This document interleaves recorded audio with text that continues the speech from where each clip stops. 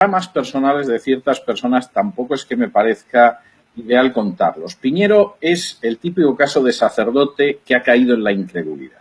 Es decir, Piñero es un hombre que durante mucho tiempo fue sacerdote. De hecho, la formación que él recibió como sacerdote dentro de la Iglesia Católica es la que le permite en un momento determinado acceder a una cátedra en España.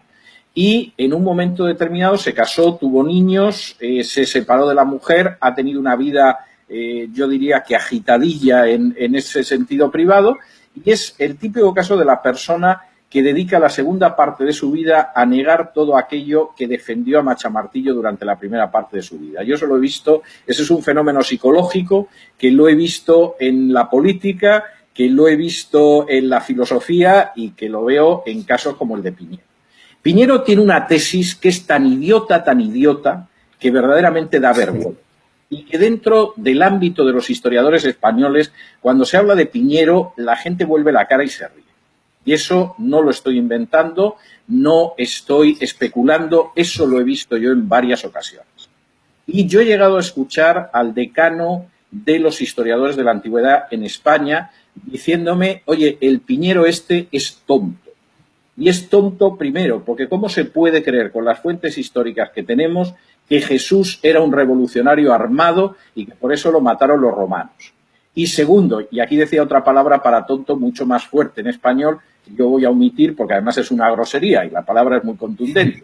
Piñero es esto porque es que ¿quién se cree que finalmente los cuatro pescadores que seguían a Jesús y que no tenían instrucción, se inventaron todo y Jesús no dijo nada de esto? O sea, hay que ser pero tonto para sostener esto. Y eso se lo he oído yo decir en conversación personal a la persona que en su día era presidente del tribunal en el que yo obtuve el premio extraordinario de fin de carrera con mi tesis en Historia Antigua, que era en aquel entonces el decano de los historiadores de la antigüedad española. Y decía cosas de Piñero que no se pueden reproducir porque aquí podemos acabar teniendo un juicio por injurias. Es decir, las tesis de Piñero son una estupidez y eso lo sabe cualquiera.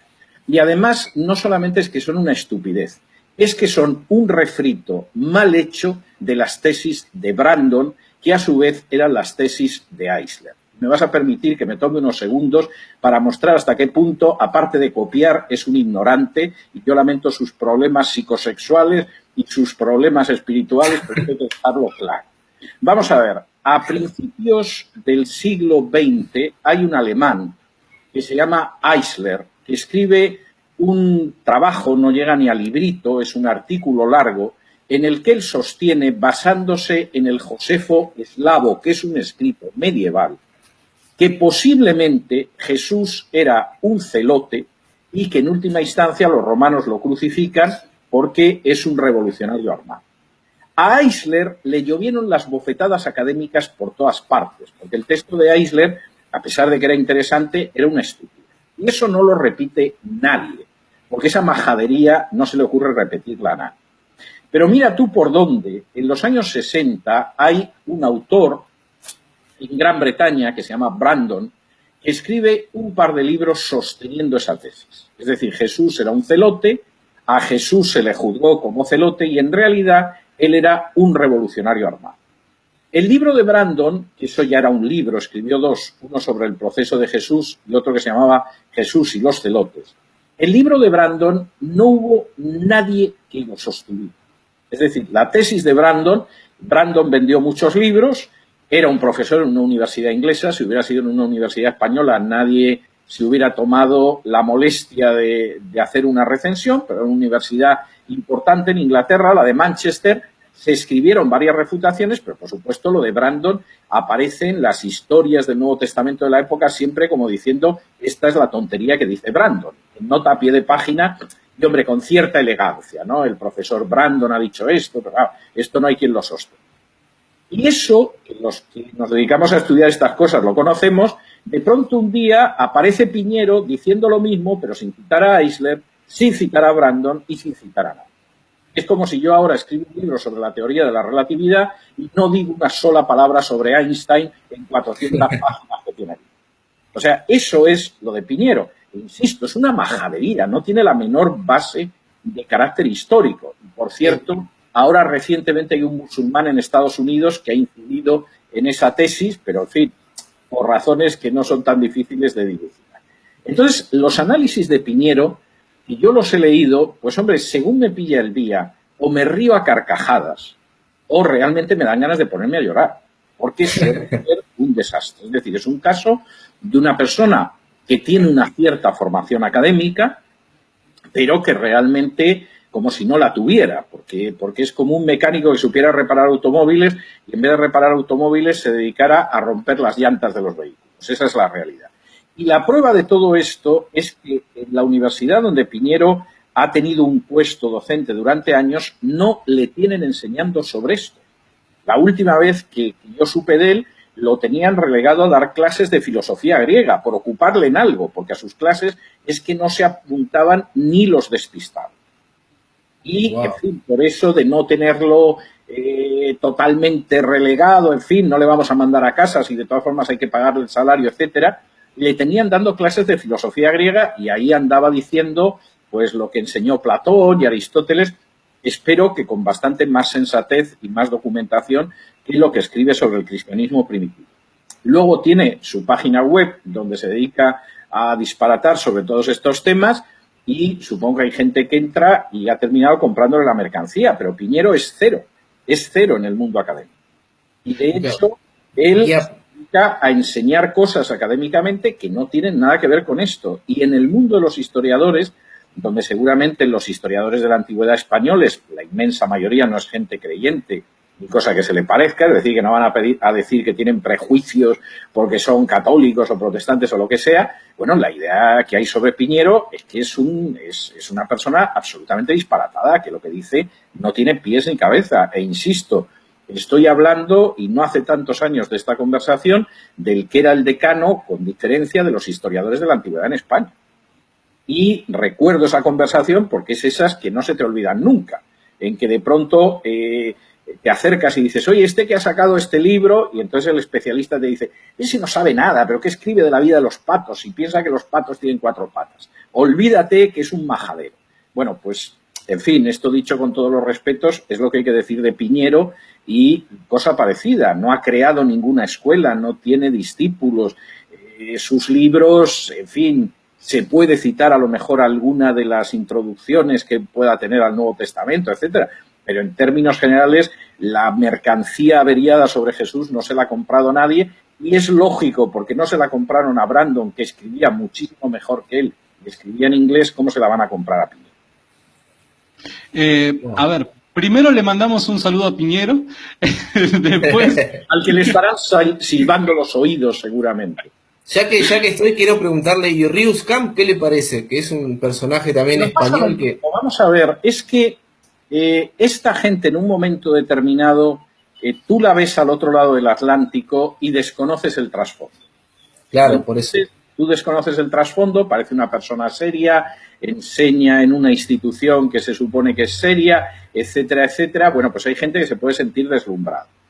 Cuando tú te enteras de que la inmensa mayoría de ellos han sido, antes de dedicarse a escribir sobre esto, sacerdotes, que todos han acabado, pero muy mal con lo que creyeron en algún momento, porque acabaron además muy mal con la Iglesia Católica, no porque descubrieran lo que dice la Biblia, sino porque de pronto se les cayó todo el tinglado. Y entonces es la sensación del que dice, bueno, yo he sido sacerdote 20, 25, 30 años, he desperdiciado mi vida, y se produce una sensación de resentimiento. Y entonces adaptas esto, pues claro, te vas encontrando al sacerdote que en un momento determinado tiene problemas y le echan de la facultad o se acaba yendo de la facultad de teología y de pronto le gustan los hombres. Y entonces, y no voy a citar el nombre, pero estoy pensando en una persona muy concreta, y entonces te escribe un artículo defendiendo que el criado del centurión al que curó Jesús era el amante del centurión y que, claro, Jesús lo que estaba haciendo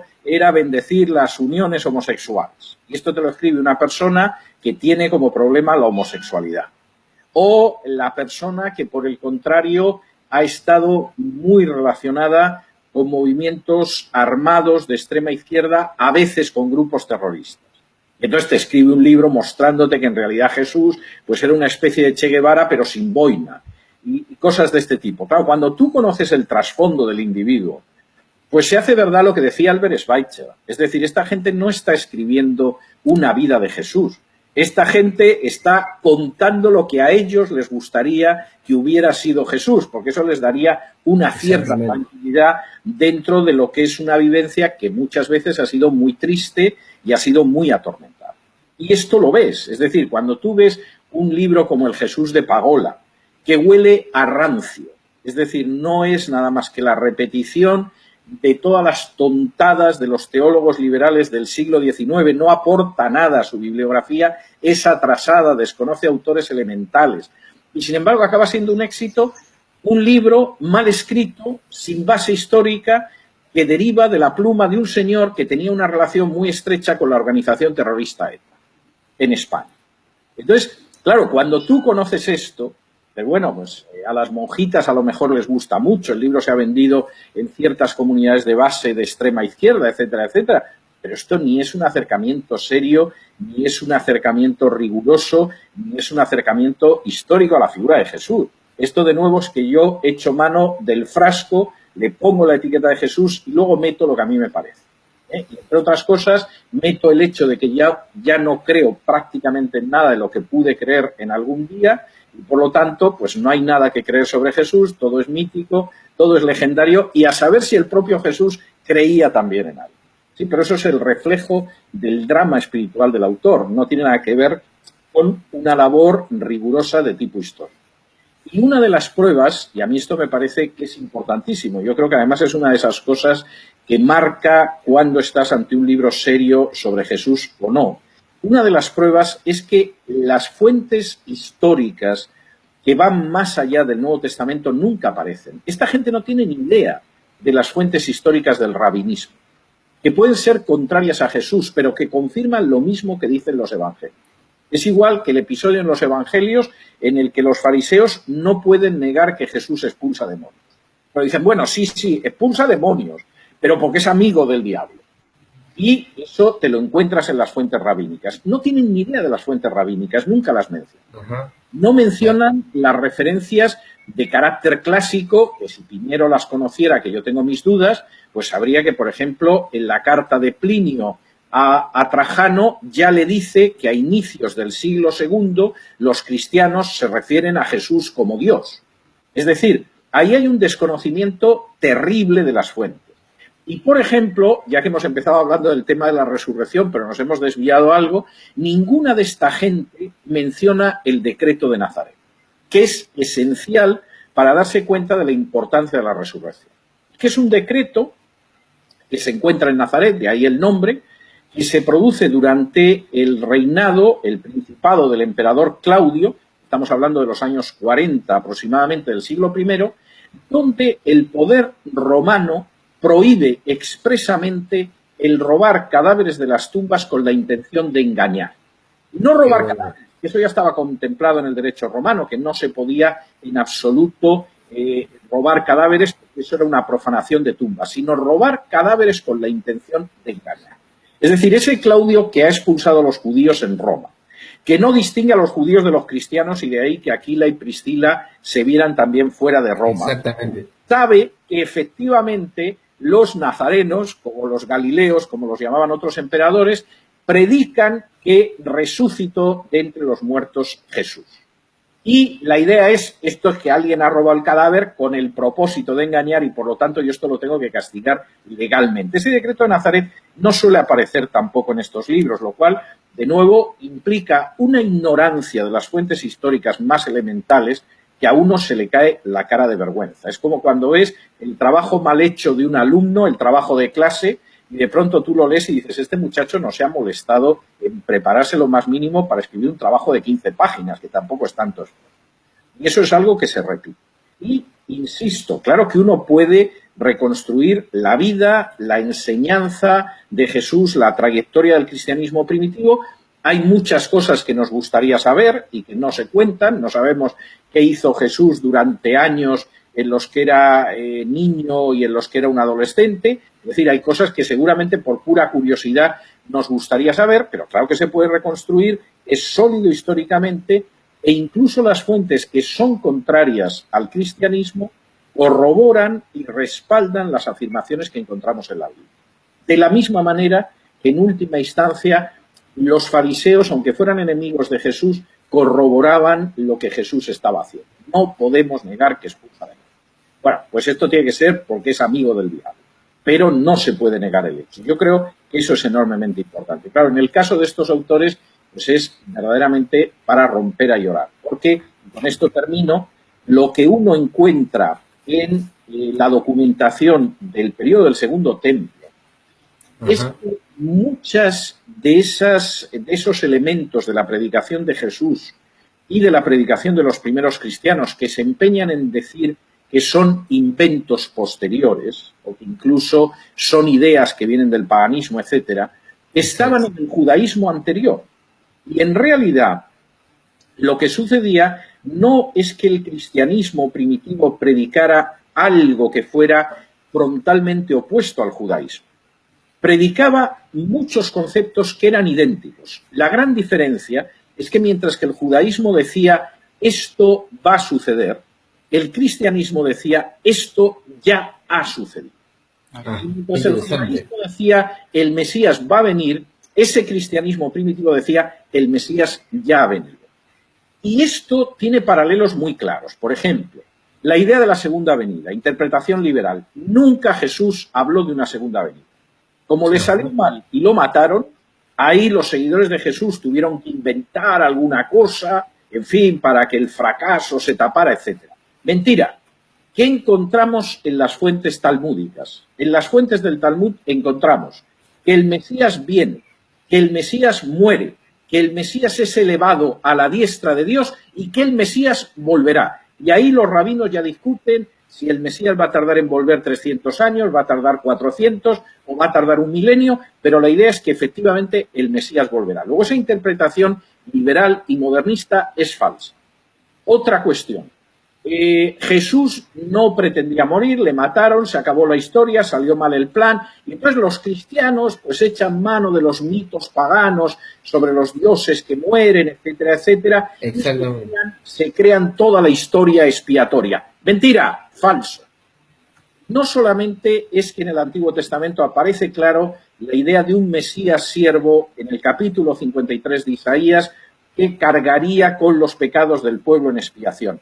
Es que eso aparece en el judaísmo anterior a Jesús. En Qumran encontramos que ese capítulo de Isaías 53 se dice que se aplica al Mesías que va a morir.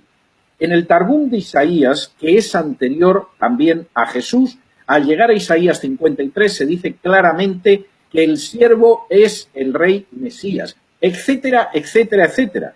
Lo que se discutía en ese momento no era si el siervo era el Mesías y iba a morir por expiación, estaban todos de acuerdo.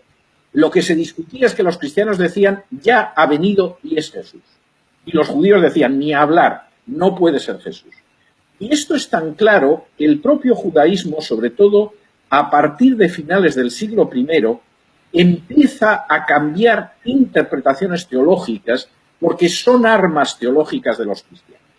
Esto se sigue viendo en la Edad Media. Por ejemplo, cuando Rashi, que junto con Maimónides es el gran personaje de la teología judía de la Edad Media, se encuentra con el pasaje de Isaías 53, Rashi dice, bueno, no cabe la menor duda de que cuando uno lee este pasaje se parece enormemente al Mesías de los cristianos. Luego no puede ser el Mesías. Es decir, tenemos que buscar una salida, porque enfrentados con una profecía como la de Isaías 53, que contiene una serie de profecías que se cumplen matemáticamente en la vida de Jesús, o aceptamos que Jesús es el Mesías, que no lo vamos a aceptar, o tenemos que inventarnos otra interpretación. Y de ahí surge una interpretación que es muy tardía, que no existía en el siglo I, que es la que dice que el siervo es el pueblo de Israel. Como una referencia topológica, ¿no? Claro, pero eso es algo posterior al cristianismo, y cualquiera que conozca las fuentes judías, que creo que no es el caso de Piñero y de otros, pues efectivamente eso lo sabe. Y sabe que el Mesías siervo es precisamente algo que está en el judaísmo del Segundo Templo siglos antes del nacimiento de Jesús y del inicio de la predicación cristiana. Y no solamente es eso, sino la idea de que el Mesías va a morir y va a resucitar. Y eso aparece también en Qumran y aparece en otras fuentes judías previas al cristianismo.